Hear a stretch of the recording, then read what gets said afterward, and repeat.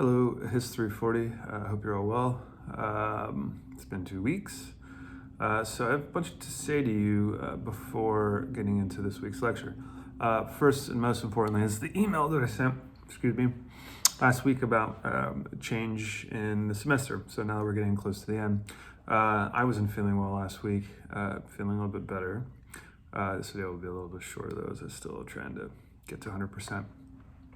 What I decided to do, and this is something I'd been thinking about doing for several weeks, so this wasn't a spur of the moment idea, but I've decided to, first of all, cancel our final exam, and second of all, to offer all of you A's for the semester who have been participating in the class.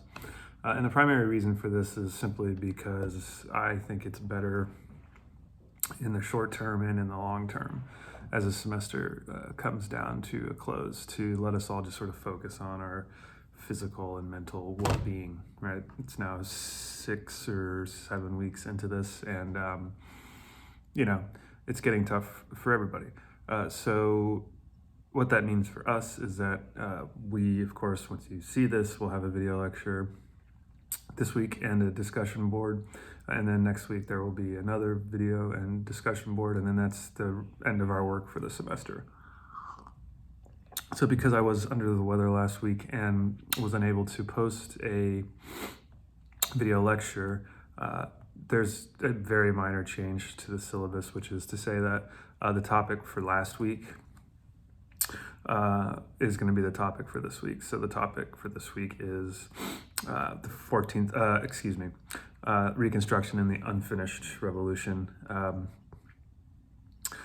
so that's what I'll talk about today. And then the topic for next week, which was going to be a core summation, and will in many respects, will be the 14th Amendment and the lasting legacies of in 19th century America, and indeed beyond. So because there's no final exam, there will be no final exam review next week. So as long, again, as you continue to finish out the semester by participating and watching these videos and on the discussion board, then you receive an A, and then we'll all move forward. Hopefully, we'll all be back to normal by the fall, and we'll be back on campus, but who knows? Okay, so again, the topic for this week is last week's topic, which is Reconstruction and the Unfinished Revolution. And here I'm going to refer to two sources. One, the textbook, and I'll refer to a couple of pages in this and read some quotes. So if you have it, go ahead and pull it out. And then I'll talk also about the so-called Reconstruction Amendments, 13th, but mostly the 14th and 15th Amendments. And there's a link to those on Blackboard, so if you want to go ahead and pull those up, do so. I'll refer to them in a little bit, so if you want to pause the video and do it later, go ahead and do it whenever you like. Okay, so the video lecture from 2 weeks ago, the last one that I made, as you know, ended with the 13th Amendment. So that's a logical sort of jumping off point for what we're going to talk about today, which is the Reconstruction. And I want to talk a little bit about what I mean when I call it an unfinished revolution. That's a phrase that is often used by historians to think about the Reconstruction period, which is the period, if you're not familiar, of 12 years immediately after the end of the Civil War. So from 1865, usually until, it's described as being until 1876, although there is some debate about that amongst historians. And the reason it's called an unfinished revolution, and we'll get to more specific talk about the Constitution in a little bit, is because it's a period that offered unprecedented hope, especially and most importantly for freed people, African Americans who were freed from slavery, either during the war itself, as we talked about last week, or because of the 13th Amendment, which abolished slavery and involuntary servitude in the United States, passed in December of 1865. So it held open unprecedented opportunities for freed people, but also African Americans who had been freed before the Civil War, mainly in, of course, the northern states, for the expansion of civil and political rights. This moment in 1865 and 1866, in many ways, was a transformative both moment, but also a moment of transformative opportunity, which held open the promise of full civil and political rights for African Americans.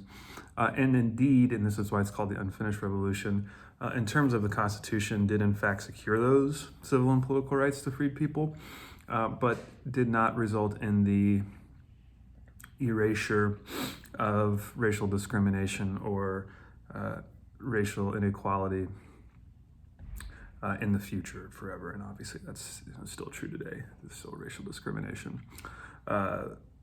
So on the one hand, it's unfinished because it did not result in a lasting history of true equality. This revolution is unfinished, that is. But at the same time, when we look at it from a purely constitutional perspective, these changes were in fact secured.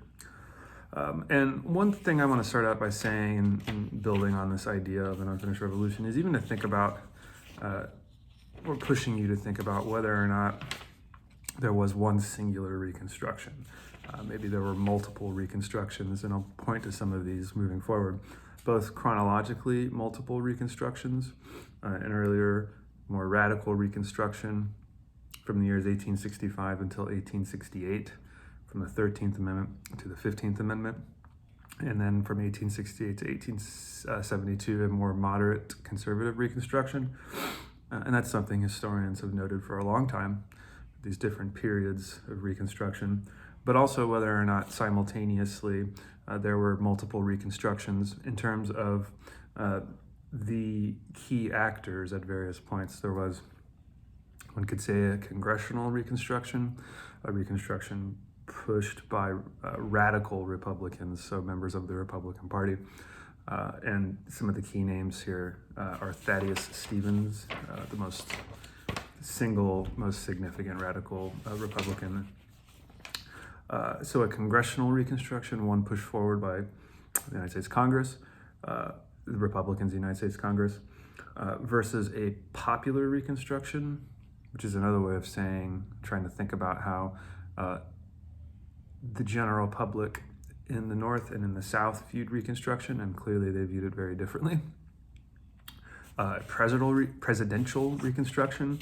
How did Reconstruction proceed under the presidencies of first Andrew Johnson, of course a major figure in the early stages of Reconstruction, versus the ways in which Reconstruction continued under Ulysses S. Grant, who was elected in 1868 to the presidency, but also legal reconstructions versus social reconstructions versus economic reconstructions.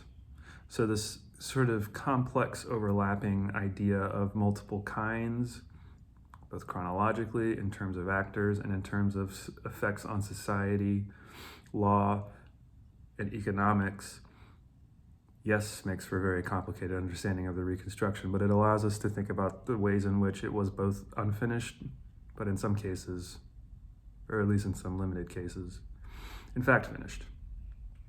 So with that sort of basic idea planted, I'm going to focus on a couple of what I find to be key issues within this framework.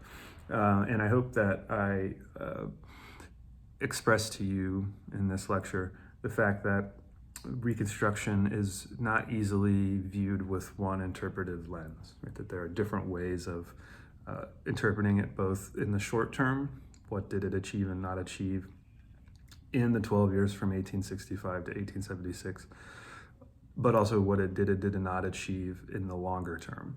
And that longer term is going to be the subject of next week. But I just want to get us sort of thinking about that now as we start talking about Reconstruction. And I want to start with talking a little bit about pages 200 to 201 in Michael Les Benedict, The Blessings of Liberty, because the section called Theories of Reconstruction I think is important for sort of planting the idea, for not planting the idea, but for understanding the foundation from which Northern Republicans, who were in many ways in control of the process, proceeded. And there are three theories, which I'll get into in a minute, that are described at the bottom of page 200 and to the top of page 201.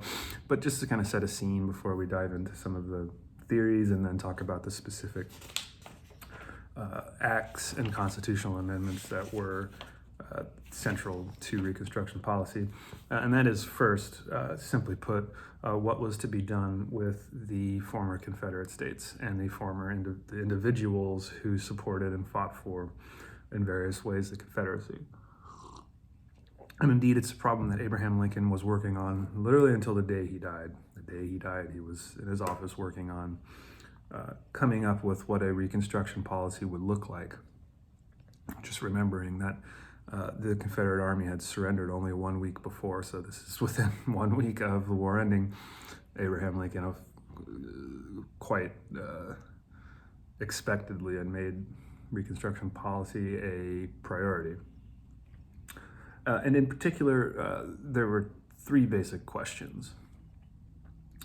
What should be done with the leadership of the now ex-Confederacy, meaning the civilian leadership, President Jefferson Davis, Vice President Alexander Stephens, on down the actual governmental hierarchy of the Confederacy, and what should be done with the military leadership, the generals and commanding officers of the various regiments in divisions comprising the Confederate Army. Second, what should be done with the rank and file of the Confederate Army, the privates, corporals, even lieutenants, captains, majors, who were not direct leadership. Third, what to be done with the civilian population, white civilian population of the Confederacy. And actually, just a fourth group. I know I said there are three, but there are four main questions.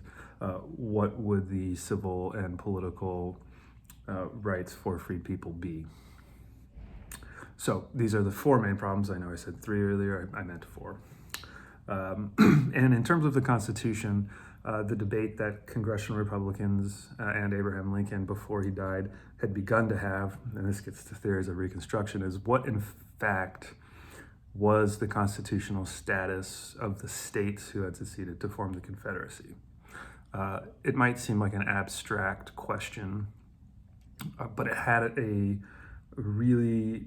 it was extremely significant for the way in which congressional Republicans would deal with the various constituent elements of former Confederate society through legislation.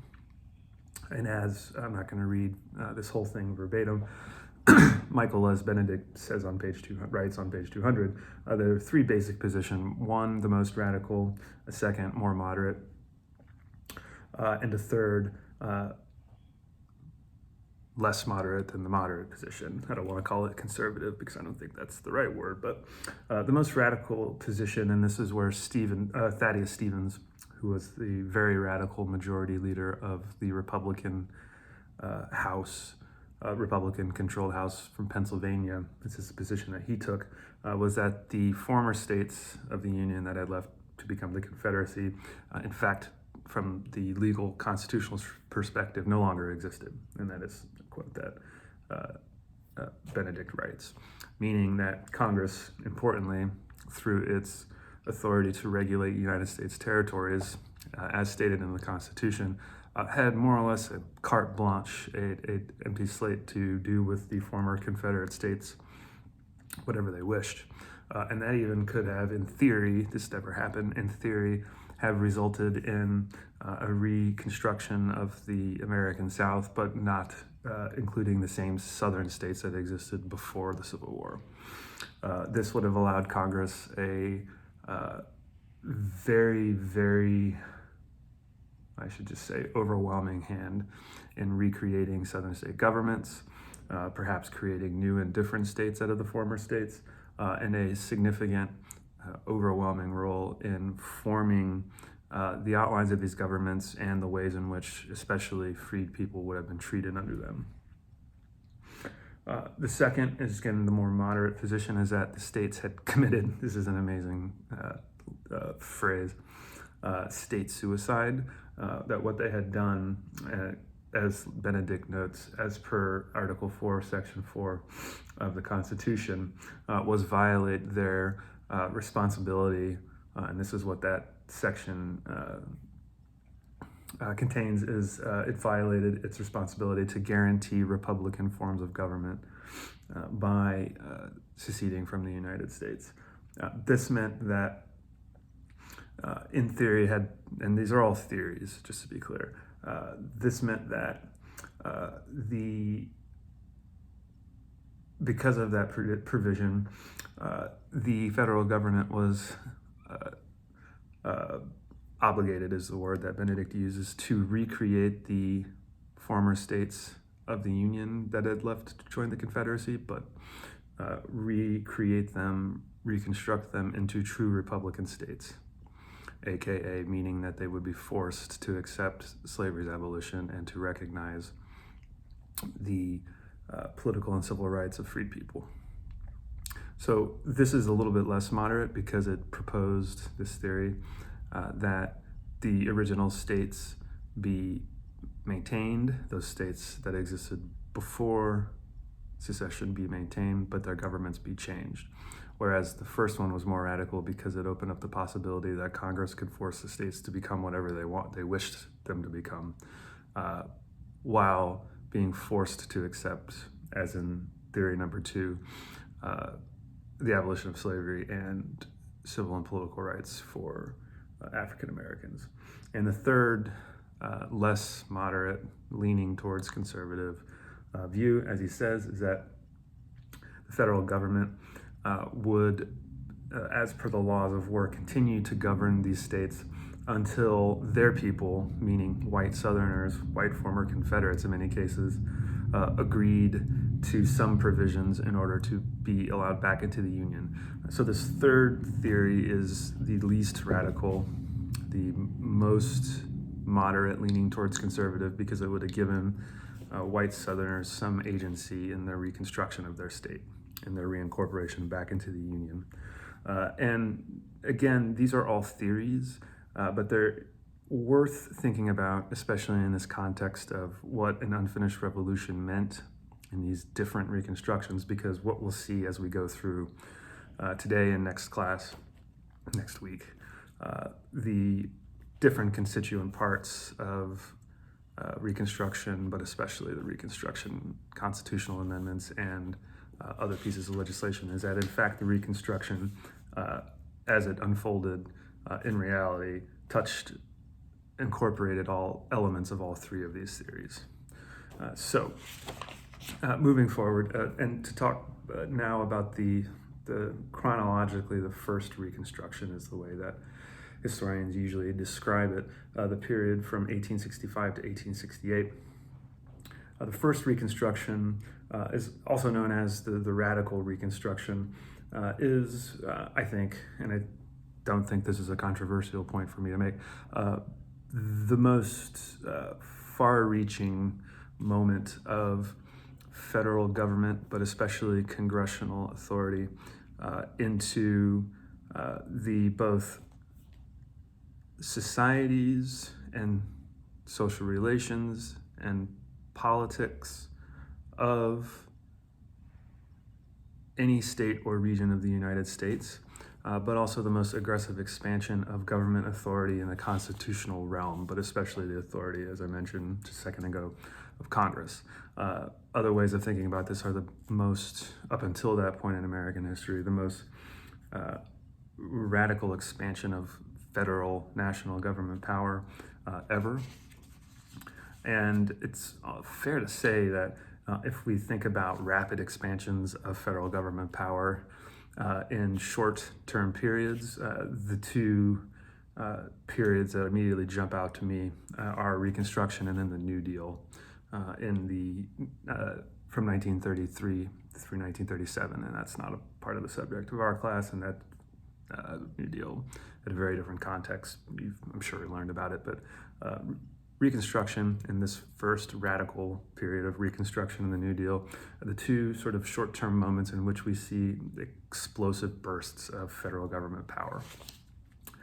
And if we were to put this radical Reconstruction, or if we were to define it in a somewhat brief way, if I were to define it, I would say that the radical Reconstruction is the first moment in American history in which Congress took an unprecedented moment, meaning the defeat of a region of the former United States, the defeat of a rebellion of the former region of the United States, took that context and used it to expand the rights and civil liberties of a group of people, African Americans, who not only had been denied them entirely, but had, as we've talked about, been denied the right to self-ownership.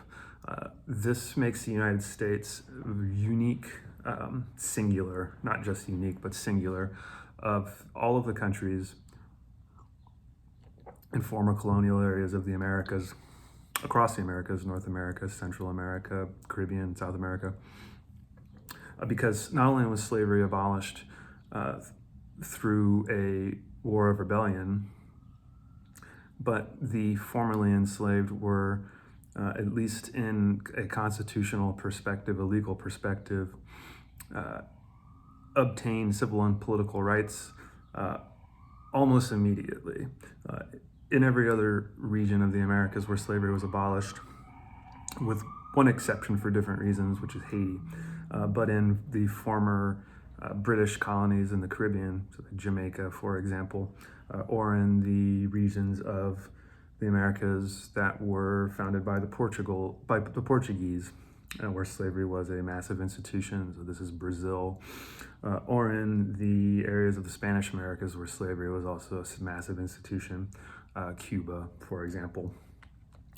Unlike all those other areas, slavery was abolished violently, and the formerly enslaved were incorporated rapidly into the civil and political body of national citizenship.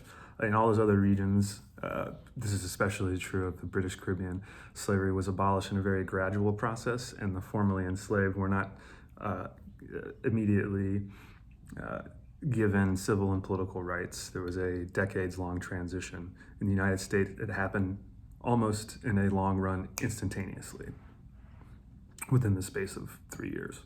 And this is what makes the United States Reconstruction truly an unfinished revolution, because if you think about it in the terms I just described, it was a true revolution. However, in other ways, we'll see that the lasting effects were not necessarily revolutionary in subsequent generations. So the major battle in this first period of Reconstruction, well, there were, I suppose I should say, two major battles. At the highest national level, a battle between a very conservative president, Andrew Johnson, who had assumed the presidency after Abraham Lincoln was assassinated, who was hostile to Republican ideology, which sought civil and political rights for freed people, and who in fact had been a Democrat, and in fact a pro-slavery Southern Democrat before the war. Very ironic. So this man, who is commonly today seen to be one of the worst presidents in American history, was the executive at a time when Congress was hostile to his personal political beliefs. Just to take one example, Andrew Johnson did not believe that free people should have any modicum of civil and political rights. Today we would call him a racist, but and he certainly was. But he was in favor of incorporating even former Confederates back into state governments, and therefore back into the national government on the most lenient terms possible. Whereas the most radical Republicans, Thaddeus Stevens, to take the most obvious example, hated the idea, especially that former Confederates should be treated leniently in any way. The second sort of locus of battle, especially early on in the period of the first Reconstruction, was between white Southerners, many former Confederates, and free people themselves. So one of the first things that began to happen in the immediate months after the war itself ended in April of 1865 is that white Southerners, defeated Confederates, sought to take control of the process of Reconstruction and reimpose racist legislation upon former slaves that were called black codes. And this is discussed on page 202. It was an attempt to preemptively not re-enslave former enslaved people. White Southern legislatures and local governments, and these black codes were primarily city and county pieces of legislation, not to re-enslave former slaves, but to continue to hold them in subjugation. These black codes recognizing the bare minimum of civil and political rights, but denying basic human rights, such as the freedom of mobility, for example, the freedom to make labor contracts, things like that. So these black codes were a terrifying prospect for a Republican national legislature, a Republican-dominated national Congress, there we go, because it signaled that former Confederates were not going to lie back and accept a radical Republican vision of Reconstruction. So what this did was actually provoke radical Republicans to be much more aggressive in their legislative and ultimately constitutional aims. So radical Republicans faced two enemies: the president and, on the local level, white Southern leaders who wanted to continue to subjugate free people. So this leads to the spate of radical Reconstruction legislation that includes the Reconstruction Amendments, which I want to get to in a second.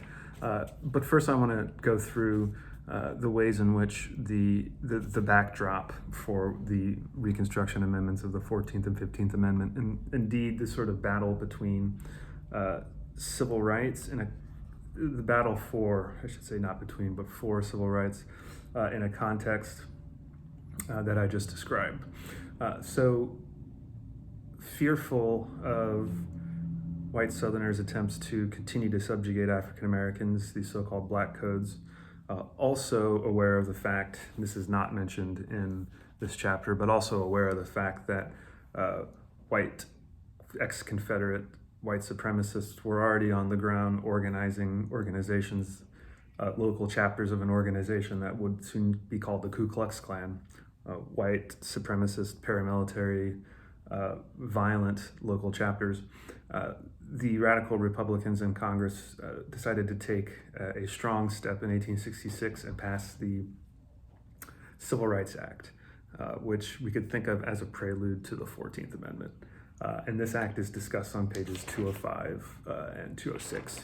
But in brief, what this act declared was that, and I'll just read a quotation from the text itself. First, have some coffee. Not feeling great, but still need coffee. This Civil Rights Act of 1866, quote, and I'm reading from the bottom of the page, the last paragraph, defined as citizens all persons born in the United States, except for Native Americans who did not pay taxes, which is a separate issue that we'll, I think, talk more about next week. Native Americans. Continuing, quote, it went on to declare that all citizens had the same rights as white citizens to make contracts, to make legal contracts, to dispose of property, and to enforce their rights in courts. It made them, African Americans, subject to the same penalties as white citizens for violations of law. So what did that mean? It meant that it, in short, secured the most basic civil rights on a basis of equality for African Americans with white Americans. But as Benedict notes, it implied a narrow, I'm reading from a book here, understanding of citizenship, it identified it was civil rather than political rights, which in an unintended consequence, and we'll talk more about this next class, actually was a detriment to women's rights activists. So by making citizenship a matter of civil rights, women were excluded from the benefits of the Civil Rights Act because, as I think we all well know, women had long agitated for the right to vote and other political rights. The Civil Rights Act said that citizenship was limited specifically to civil rights, the rights to make contracts, rights that in the northern states women already had secured before the Civil War.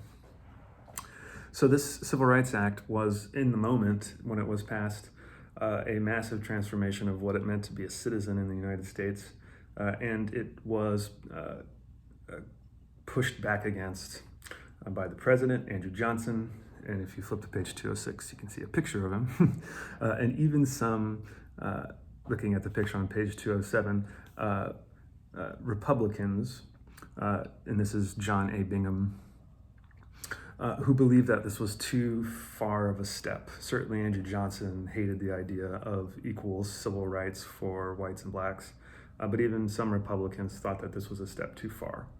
And most importantly, as a piece of congressional legislation, there were the potentiality of future southern states evading the provisions of the Civil Rights Act. Another way of putting that is that it's because it's a piece of legislation, a law passed by Congress, there was the possibility that a subsequent Congress could pass a law revoking the Civil Rights Act of 1866's provisions. Laws are important, but they can be overturned. What's more difficult to overturn? Constitutional amendments. That's why radical Republicans especially, led by Thaddeus Stevens, began to push for a civil rights amendment to the Constitution, not just a piece of legislation, but a change to the Constitution. And this is what gets us to the 14th Amendment, which if you can flip over to the link that I provided you, you can see was passed in June 1866, so very soon after the Civil Rights Act of the same year, and was meant to be intended to be a more ironclad securing of civil and political rights for freed people in particular, if not women. And that's a point that's also made as well, the same point that was made about the Civil Rights Act. And the most pertinent section is in fact section 1. And by the way, if you look at all of these, the three so-called Reconstruction amendments, 13th Amendment, 14th Amendment, the 15th Amendment, you should have them all on the link that I provided you. You see that the 13th and 15th Amendments are shockingly short. But the 14th Amendment is quite a bit longer. It's 5 sections. And the most important section is section 1. And I'll just read it in full here. All persons born or naturalized in the United States are citizens of the United States and of the state wherein they reside. So this makes citizenship national for the very first time, saying that there is a ironclad national citizenship in addition to state citizenship, and they are no longer different. I talked about this, I believe, when we were back in class, which now seems like a year ago, but which was the beginning of March. I mentioned that before the Civil War, citizenship was primarily thought of as a state citizenship, and that to be a citizen of the United States in fact meant that you were a citizen first of one of the states of the United States. The 14th Amendment changes that. It makes national citizenship a prerequisite for state citizenship, not the other way around. So that in and of itself, even removing ourselves from the scope of thinking about its impact on freed people, is significant. Obviously, it was most importantly created, this amendment, to benefit freed people. No state shall make or enforce any law which shall abridge the privileges or immunities of citizens of the United States. That's important because what we're going to see next week, and if this class extended into the 20th century, what we would continue to see is that this is the one unintended loophole of this amendment, because what constituted the privileges and immunities of citizens was up for debate. And it was used to actually deny at the state and local level later in the 20th century, voting, for example, voting rights to Black Americans. Don't have time to go more into that because that goes farther into the future. To finish this, no state shall deprive any person, nor shall any state deprive any person of life, liberty, or property without due process of law. Much more clear. Nor shall any state deny to any person within its jurisdiction the equal protection of the laws. So this seems on the face ironclad and clear. The privileges and immunities and what constitutes privileges and immunities would be up for debate. So at the moment, this constitutional amendment was seen to be a very radical step towards securing forever political and civil rights for free people, for African Americans. I'll talk about this a little bit next class, but as we'll see in subsequent court cases from the 1870s and 1880s, that privileges and immunities language was seized upon by subsequent Southern state legislatures to create a system of legal segregation that we call now Jim Crow South, legal and social segregation, in the separate but equal doctrine, and we'll talk about that next class. But in the moment, it was considered to be a far-reaching radical measure. Moving forward, even after the 14th Amendment, what became clear is that even while there was a seemingly ironclad constitutional amendment providing for civil rights and voting rights in particular, the pace, or I should say, both the pace but also the desire to continue to impose a radical Reconstruction upon the South from the perspective of the Northern public began to decline. This is certainly true by 1868. What we begin to see is, for example, the Northern public, not to mention white Southerners, but the Northern public began to show less interest in supporting through taxes and through continued military service, an occupation of the former Confederacy. There was a slight, by 1868, but perceptible decline in interest from the Northern public in outwardly supporting the full, upon a basis of equality, incorporation of free people into the United States as national citizens. There was a persistent pushback by white Southerners, many of whom were former Confederates, against a Reconstruction that would put them on a same footing of equality with people of color. That was something that had begun even, as I mentioned, all the way back from the very end of the war with the Black Codes. And there was a bubbling up movement to use, throughout the South, the former Confederacy, use paramilitary organizations like the growing Ku Klux Klan to use on-the-ground violence and intimidation to prevent African Americans from exercising their civil and political rights. So one way to think about what begins in 1868 is a counter-revolution of white Southerners and a growing lack of interest in the radical Reconstruction from the Northern public. And this leads us to the final so-called Reconstruction Amendment, which was passed in 1869, ratified in 1870, the 15th Amendment. It was, retrospectively, one could say, a kind of last attempt by a dwindling radical Republican majority in Congress to secure what they believed to be the most important civil and political rights for African Americans, free people, in the Constitution. And this is usually referred to as the Voting Rights Amendment, so the 15th Amendment. And it's very short and seems, to me at least, to be very clear.